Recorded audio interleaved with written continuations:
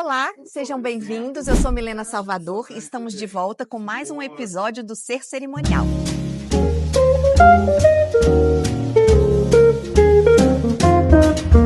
Estamos aqui no 28º CNCP, Congresso Nacional de Cerimonial e Protocolo em Belo Horizonte, e o meu convidado de honra é Franklin Santos, membro da Academia Brasileira de Cerimonial e Protocolo, meu mentor, meu amigo, meu professor. Há quantos anos, Franklin? Muitos anos. Uns 20 anos. Uns 20 anos eu tiro dúvida com ele. Quando eu tenho dúvida, eu mando mensagem, me salva, e ele é o primeiro a me ajudar. Então, hoje nós vamos conversar sobre os símbolos nacionais.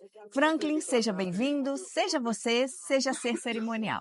Para mim é um prazer muito grande trocar mais algumas ideias sobre esse tema, que por sinal hoje, na parte da tarde, eu estarei falando sobre ele no Centro Administrativo aqui de Minas Gerais para os funcionários daquele local. Me coloco à disposição para trocar algumas ideias e esclarecer algumas dúvidas e colaborar com o Ser Cerimonial da minha amiga Mila Salvador. Então, assim, o que eu quero trazer? Primeiro, esse assunto sobre os símbolos nacionais. Qual é a importância da utilização dos símbolos nacionais nos nossos eventos? Tanto nos eventos públicos quanto nos eventos particulares. O que nós devemos observar é que, tanto nos eventos públicos, principalmente, como nos eventos particulares ou privados, nós temos uma legislação. Temos uma lei 5.771 e temos a nossa lei, que é a que organiza o cerimonial brasileiro até o presente momento, que é o decreto 70274 de 72. Como são leis bem antigas, algumas coisas já se consideram anacrônicas.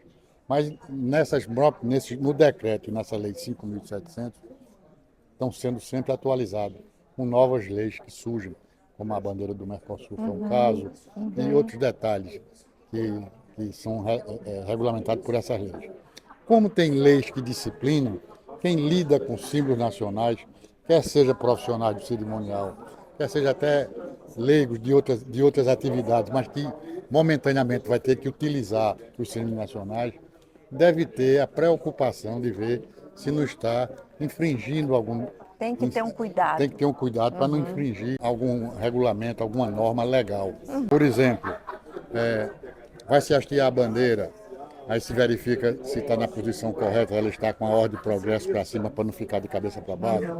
O tamanho dos mastros, a hora, se é de noite tem que estar iluminada. São detalhes que estão na lei e que o profissional, às vezes, desatento a essas normas, pode cometer um agafe e ser motivo de censura. E, por exemplo, é obrigatório, quando a gente vai organizar um evento solene, colocar o hino nacional? O hino nacional é facultativo nas solenidades públicas, é facultativo, e privadas também, é facultativo usar. Agora, tem determinadas solenidades, tanto na área militar como na área civil, em formaturas, que o próprio regimento que disciplina a organização daquele evento faz a abertura com o hino nacional.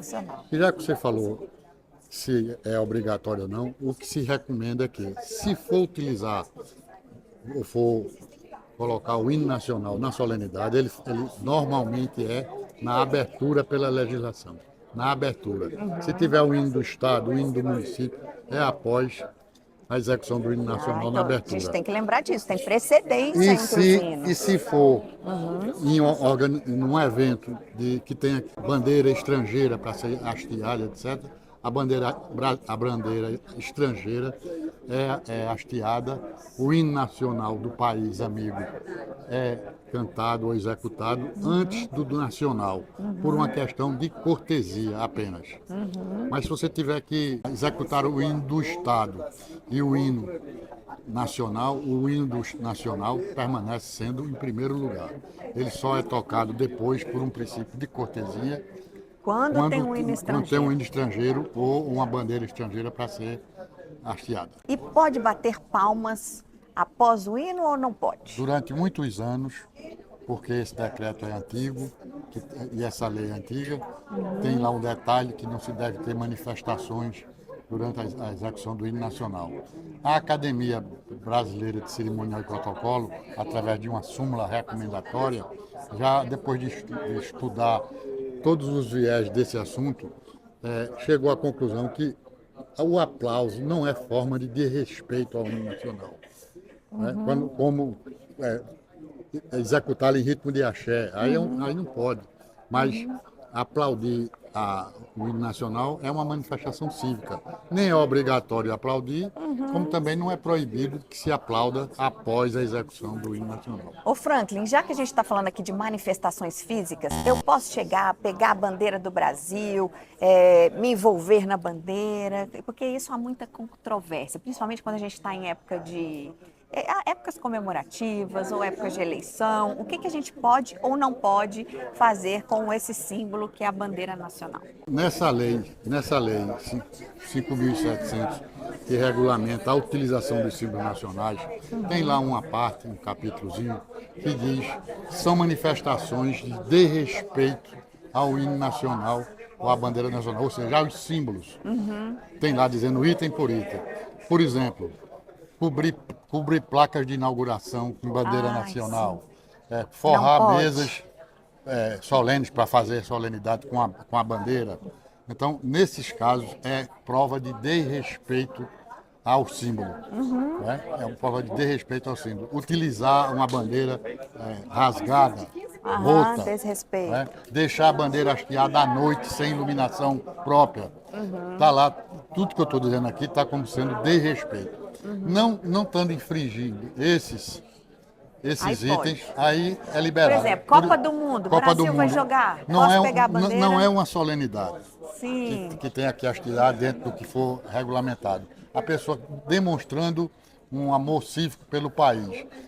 Sai com a bandeira nas costas num jogo de futebol, não tem por que incriminar. Agora, jogar a bandeira no chão, pisar em cima como uma determinada banda de rock aí, que eu não me lembro mais o nome, fez, tocar fogo de bandeira, aí é uma prova de customizar a bandeira. Customizar de forma que seja, utilizar as cores, as formas, parte, até em marketing se utiliza, mas não a bandeira em si ser objeto de propaganda, porque vulgariza o símbolo. A gente sabe que a Academia Brasileira de Cerimonial e Protocolo, ela tem algumas súmulas. Vamos conversar sobre uma súmula muito controversa, a questão da bandeira do Mercosul. Essa súmula, pelo entendimento da academia, inclusive hoje aqui no nosso congresso foi tratado desse assunto, Sim. A comissão sumular chegou à conclusão que a bandeira do Mercosul ela foi criada para ser hasteada em todos os momentos, na parte externa de um evento, nos prédios públicos, quando for hasteada a bandeira do Brasil, colocada do Mercosul.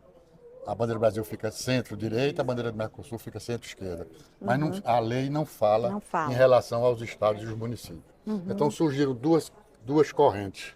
Uma que entende que o Mercosul, por ser uma organização internacional, ela fica do lado da bandeira do Brasil e a bandeira do estado, do município, fica depois dela. Porque o Brasil faz parte do grupo. Outro entendimento acha que não. Ela não representa um estado, e sim uma organização. Então a bandeira do estado ficaria na frente. Nesse caso, a academia, os estudiosos da comissão de súmula, chegaram à conclusão que a bandeira do Mercosul tem precedência sobre não tem precedência sobre a bandeira dos estados. Porém, ao final chegou-se à conclusão, como foi dito pelo próprio nosso colega Fedolino, que como não tem lei que regulamente isso, não se pode dizer que é assim ou assado. É um entendimento da academia que seja, após a bandeira do Brasil, a bandeira do Estado, na solenidade do Estado. Mas que não, isso aí é facultativo, porque não tem nenhuma norma legal que discipline essa colocação. A gente vê que nos órgãos públicos lá em Brasília, muitas bandeiras do Mercosul estão vindo logo após a bandeira do Brasil. Existe uma tendência. Eu estava conversando há pouco com o pessoal de São Paulo, que lá em São Paulo também, o governo do estado etc. também. Então, não vamos incriminar porque está fazendo isso. Porém, a academia entende dessa forma. e ressaltando que não é obrigatório, porque não tem nenhuma lei que Tem. defina. Olha, a academia ela vem justamente para Para trazer dar uma essas luz. questões, para dar uma luz. É, Em relação à precedência de bandeiras dos estados, a gente tem aqui um dispositivo muito bonito com a precedência dos estados. E explica aqui para o pessoal que não conhece muito, né, que está aqui aprendendo, por que que a bandeira de Minas, aqui, ó, ela veio à frente das demais. Dependendo do dispositivo. Se o nosso cinegrafista atual ele der uma virada aqui, nas bandeiras Então menores, vamos trazer aqui, vamos, vem cá. as bandeiras menores, Aqui, ó. ele vai mostrar que a bandeira de Minas está aqui no centro, porque esse Sim. dispositivo, a precedência está do centro, esquerda, direita, esquerda, direita. Isso. Nesse dispositivo aqui, o outro, Desse ele aqui. está um dispositivo linear. Como ele está no dispositivo linear, que a chegada das pessoas é por aqui, então esse dispositivo linear coloca a bandeira de Minas aqui no começo, por ser o estado sede, depois vem a mais antiga, que é a Bahia, Rio de Janeiro, Maranhão, E aí foi indo aqui por ordem de Pará e criação, Pernambuco, né? que é a ordem de criação dos estados. Vai E aí até vamos o conversar último, sobre Distrito Federal, que Distrito ficou Federal. lá ao final Sim. e também é É outra controvérsia. Outra controvérsia. Aqui, a Academia Brasileira de Cerimônia e Protocolo falou hoje, inclusive, que a bandeira do Distrito Federal, por várias razões históricas, porque aqui é pela ordem de criação dos estados.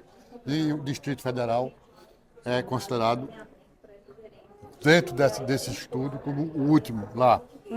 Mas isso é controverso. Também. A maioria das organizações e dos cerimoniais de órgãos federais, públicos, etc., eu fui até autor de um trabalho sobre isso. A bandeira do Distrito Federal fica após a bandeira do Acre, por questões de data. Sim. Quando o Distrito Federal foi criado, ele era uma repartição pública. Não tinha deputado, não tinha verba própria, não tinha nada. Depois da Constituição de 88, o Distrito Federal passou a ser considerado como se fosse um Estado, porque tem Câmara, tem Senado, né, eleitos pelo povo, etc. Aí ele procurou a sua data de criação e ficou depois do Acre. A academia, após estudar todos esses detalhes que eu estou falando, chegou à conclusão que o Distrito Federal deve ficar por último, como era antigamente no próprio decreto 7274, porque tinha os territórios que foram transformados em estado e tirou o Distrito Federal de último e botou após o Acre. Então nós vamos encontrar, se você pegar 5 ou 6 livros sobre cerimonial, colocando em várias posições do Distrito Federal, ora após o Paraná, ora após o Acre, o que prevalece é esse após o Acre, e Roraima ou Rondônia, que é o último estado da federação, como está até aqui nesse dispositivo aqui. Né? Então é um assunto polêmico, controverso, e no entendimento da academia, o Distrito Federal deverá ficar após, no último lugar.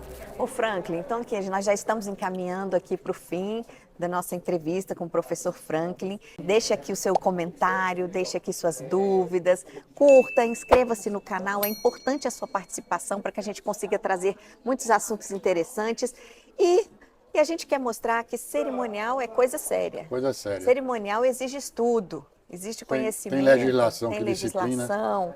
Então, Franklin, qual dica você deixaria aqui para as pessoas que estão trabalhando com cerimonial ou que gostariam de começar a trabalhar e também para todos os cidadãos brasileiros em relação aos nossos símbolos nacionais? Bem, em relação aos nossos símbolos nacionais, volto ao início. Não tratá-lo como sendo uma coisa qualquer que se pode botar de qualquer jeito. Por exemplo, a bandeira nacional, ao ser colocada em mastro, fora do órgão, tem uma metragem que ele não pode ser maior, o mastro. A bandeira no mastro não pode ser nem menor do que um sétimo, nem maior do que um quinto do comprimento do mastro. Então, se fizer fora dessa proporção, já está infringindo o que recomenda a lei. A bandeira nacional à noite tem que estar iluminada. Quanto ao horário de hasteamento e arriamento, não tem horário fixo. Normalmente se hasteia às 8 e se arreia às 18. E se vai ficar à noite, tem que ter uma iluminação própria para ela, não pode deixar ela no escuro. Então, são detalhes dessa ordem que o cerimonialista ou aquele que pretende trabalhar em São Gonçalo tem que estar sempre Precisa olhando saber. para não cometer nenhuma gafe. Com certeza. E a gente não trouxe aqui, a gente falou de 2 símbolos nacionais, o hino nacional e a bandeira.